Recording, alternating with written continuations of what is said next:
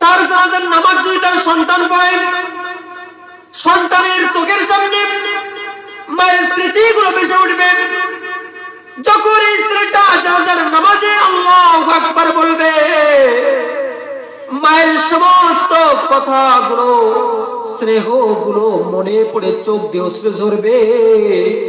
ওই সন্তানের এক ফোঁটা চোখের অশ্রু যদি জমিনে পড়ে, জমিনে পড়ার আগে আল্লাহ তাআলা ওই মায়ের নামটা জান্নাতীদের খাতার ভিতরে লিখে দেন। কোন সুবহানাল্লাহ।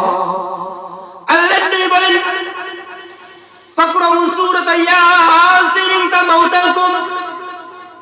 তোমাদের যদি কোনো ব্যক্তির মৃত্যুর কষ্ট হয় আর তার পাশে বসে যদি সূরা ইয়াসিন পড়া হয়, আল্লাহ নবী বলেন, যার মৃত্যুর কষ্ট হচ্ছে আল্লাহ তাআলা মৃত্যুর কষ্ট লাঘব করে জান্নাতি হিসেবে ঈমানি মৃত্যু দান করে দেন। কন্যা সুবহানাল্লাহ।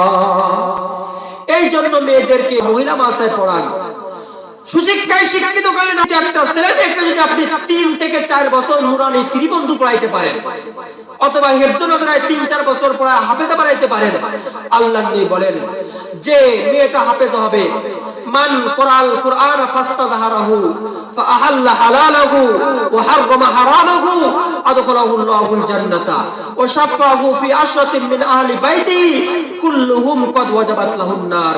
একটা মেয়ে যদি হাফেজা হয়, আল্লাহ নবী বিশ্বনবী হযরত মুহাম্মদ সাল্লাল্লাহু আলাইহি ওয়াসাল্লাম বললেন, আদখালাহু আল্লাহুল জান্নাতা, এই মেয়েটা জান্নাতে যাবে এবং আল্লাহ তাআলা তাকে একটা ক্ষমতা দান করবে।